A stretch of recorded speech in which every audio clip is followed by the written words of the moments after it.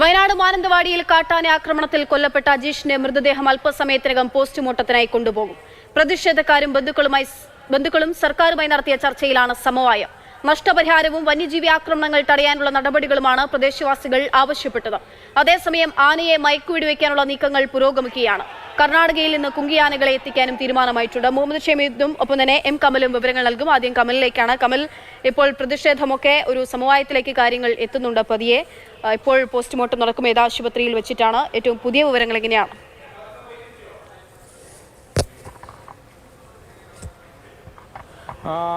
Akshaya, postmortem അല്പസമയത്തിനകം നടക്കും. എല്ലാ കാര്യങ്ങളും സജ്ജമാണ് എന്നാണ് DMO അല്പസമയം മുമ്പ് അറിയിച്ചിരിക്കുന്നത്.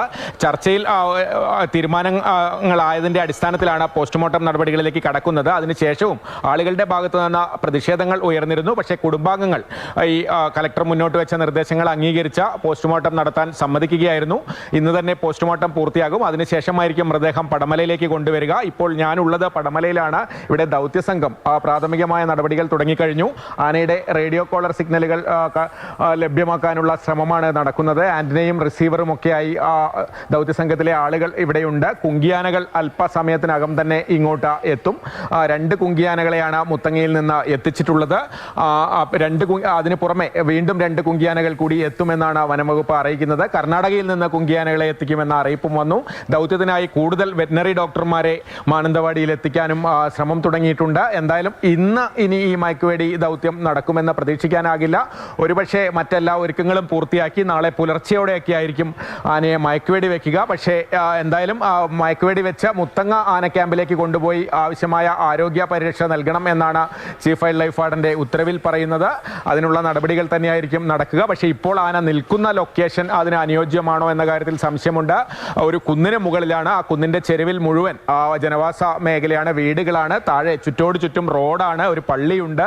അത്തരത്തിൽ ജനവാസ മേഖലയുടെ മുകളിലാണ് ആന നിലയുറപ്പിച്ചിരിക്കുന്നത്. അവിടെ വെച്ച് ഈ ദൗത്യം എത്രത്തോളം പ്രായോഗികമാണെന്നറിയില്ല. മാത്രമല്ല, ആനയെ കയറ്റാനുള്ള എലഫന്റ് ആംബുലൻസ് ആ സ്ഥലത്തേക്ക് എത്തണം. അത്തരം കാര്യങ്ങളൊക്കെ ഉണ്ട്. അതുകൊണ്ട് ദൗത്യസംഘത്തിന്റെ മുഴുവൻ ഈ ചർച്ചയിൽ പങ്കെടുത്ത ഉന്നത ഉദ്യോഗസ്ഥരടക്കം സ്ഥലത്തെത്തിയ ശേഷമായിരിക്കും ഈ ദൗത്യം എങ്ങനെയെന്ന കാര്യത്തിൽ ഒരു അന്തിമ തീരുമാനം ഉണ്ടാവുക. എന്തായാലും ദൗത്യത്തിനെ പറ്റിയുള്ള ഒരു സ്ഥിരീകരണം ഉണ്ടാകണമെങ്കിൽ ഇനിയും സമയം വേണ്ടിയിരിക്കുന്നു. ഈ പറഞ്ഞതുപോലെ കുങ്കിയാനകളെ എത്തിക്കാനുള്ള നടപടികളൊക്കെ നടക്കുന്നുണ്ട്. പക്ഷേ സമയം ഇപ്പോൾ 5 മണി പിന്നിട്ടിരിക്കുകയാണ്. ഇനി ഈ ദൗത്യം ഉണ്ടാവാൻ മയക്കുവെടി വെക്കാനുള്ള സാധ്യത വളരെ വിരളമാണ്.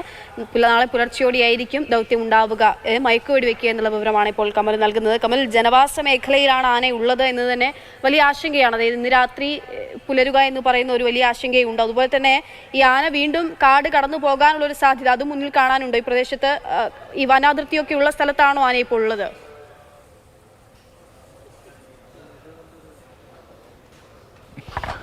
അക്ഷയ, വനാതിർത്തി രാവിലെ ഈ ആനയുടെ സഞ്ചാരപഥം വെച്ച് ഒരു 10 മിനിറ്റിനകം വനത്തിൽ കയറാകുന്ന ഒരവസ്ഥയിലായിരുന്നു. കുറുവദ്വീപിന്റെ ഡയറക്ഷനിൽ ആന പോയിക്കൊണ്ടിരിക്കുകയായിരുന്നു. അവിടെ നിന്ന് തിരിച്ച് വന്നാണ് റോഡിലേക്ക് കയറിയാണ് ഈ അജീഷിനെ ആന ആക്രമിക്കുന്നത്.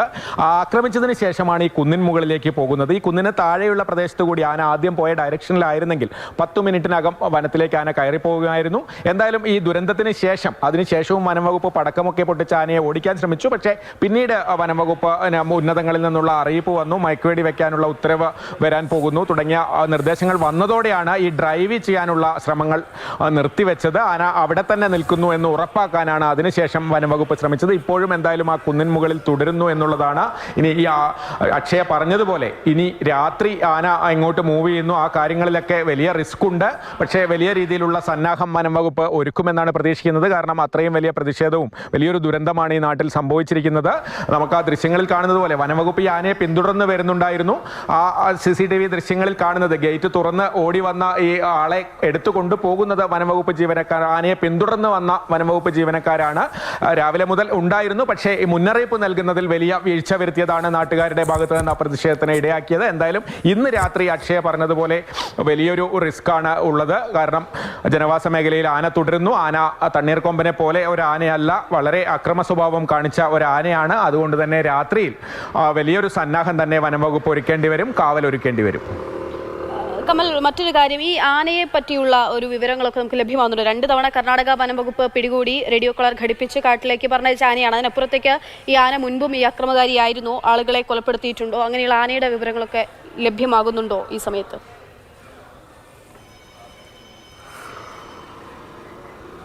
2 തവണ പിടിച്ചു എന്നല്ലാതെ മറ്റു വിവരങ്ങൾ എൻ്റെ കയ്യിൽ ലഭ്യമല്ല. ഈ ഹാസനിൽ നിന്ന് ഓപ്പറേഷൻ ഗജയുടെ ഭാഗമായി കർണാടക പിടികൂടിയ നിരവധി ആനകളിൽ ഒന്ന് 2 തവണ മുമ്പ് പിടികൂടിയിട്ടുണ്ട് എന്നുള്ള വിവരമാണ് ലഭിക്കുന്നത്. അതായത് ഈ ബന്ദിപ്പൂർ സാങ്ച്വറിയിൽ വയനാടിനോട് ചേർന്നുള്ള മൂലഹള്ള റേഞ്ചിൽ 2 ആനകളെയാണ് റേഡിയോ കോളർ ചെയ്ത് തുറന്നുവിട്ടത്. അതിലൊന്ന് തണ്ണീർക്കൊമ്പൻ, രണ്ടാമത്തേത് ഈ മോഴ.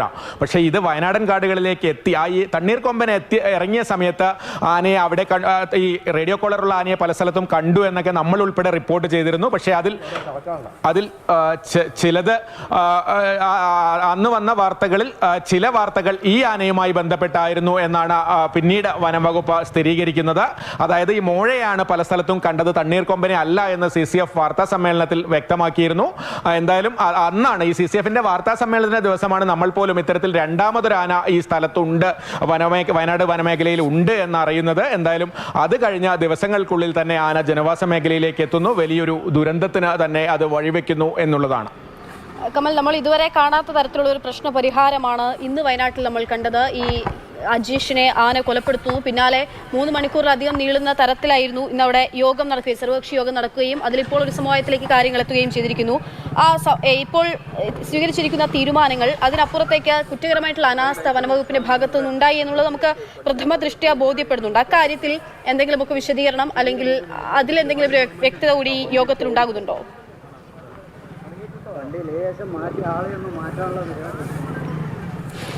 ഈ യോഗത്തിൽ വലിയ രീതിയിലുള്ള ചർച്ചകളാണ് നടന്നത്. ഒരുപാട് സമയം ഈ യോഗം നീണ്ടുപോയി. അതിൻ്റെ പേരിൽ വലിയ പ്രതിഷേധങ്ങൾ ഉണ്ടായി. ആവശ്യപ്പെട്ടിരുന്നത് പ്രധാനമായും 50 ലക്ഷം രൂപ നഷ്ടപരിഹാരവും ഭാര്യയ്ക്ക് സ്ഥിരജോലിയുമാണ്. അക്കാര്യത്തിൽ തീരുമാനം ക്യാബിനറ്റിന് വിട്ടു. പക്ഷേ അതിന് കൃത്യമായ ഫോളോ അപ്പ് ഉണ്ടാകും എന്ന ഉറപ്പ് നൽകി. അതോടൊപ്പം തന്നെ മറ്റു കാര്യങ്ങളിൽ നഷ്ടപരിഹാരം എത്രയും പെട്ടെന്ന് ലഭ്യമാക്കാനുള്ള നടപടികൾ സ്വീകരിക്കും, ആനയെ മയക്കുവെടി വെച്ച സ്ഥലത്ത് നിന്ന് മാറ്റും തുടങ്ങിയ കാര്യങ്ങളിൽ ഉറപ്പ് നൽകി. പക്ഷേ അപ്പോഴും കുടുംബാംഗങ്ങൾ ഈ ഉറപ്പുകൾ സ്വീകരിച്ചപ്പോഴും പുറത്ത് വലിയ രീതിയിലുള്ള പ്രതിഷേധമുയർന്നു. എന്തായാലും തൽക്കാലം പ്രതിഷേധങ്ങൾ അവസാനിച്ചിരിക്കുന്നു. ഇനി അടുത്തത് ഏറ്റവും പ്രധാനം ആനയെ മയക്കുവെടി വെച്ച് ഇവിടെ നിന്ന് കൊണ്ടുപോവുക എന്നുള്ള ദൗത്യമാണ്. അതിനുള്ള പ്രാരംഭ നടപടികളാണ് നടക്കുന്നത്. റേഡിയോ കോളർ സിഗ്നൽ അനുസരിച്ച് ചെറിയ രീതിയിൽ ആനയുടെ മൂവ്മെന്റ്, ആന ചെറിയ രീതിയിൽ മൂവ് ചെയ്യുന്നുണ്ട് എന്നാണ് ഏറ്റവും പുതിയതായി നമുക്ക് ലഭിക്കുന്ന വിവരം. ശരി, എം കമലാണ് വയനാട്ടിൽ നിന്ന് വിവരങ്ങൾ നൽകിക്കൊണ്ടിരിക്കുന്നത്. എന്തായാലും ഇപ്പോൾ പ്രതിഷേധമൊക്കെ ഒരു സമവായത്തിലേക്ക് കാര്യങ്ങൾ എത്തുകയാണ്. നഷ്ടപരിഹാര തുക, ഒപ്പം തന്നെ ജോലി നൽകുക, സ്ഥിരം ജോലി എന്നുള്ള ആവശ്യമൊക്കെയാണ് ഉന്നയിക്കുന്നത്. ഇതിലൊക്കെ സർക്കാരിനോട് ശുപാർശ ചെയ്യുമെന്നുള്ള കാര്യം കളക്ടർ രേണുരാജ് അറിയിച്ചിട്ടുണ്ട് യോഗത്തിന് ശേഷം.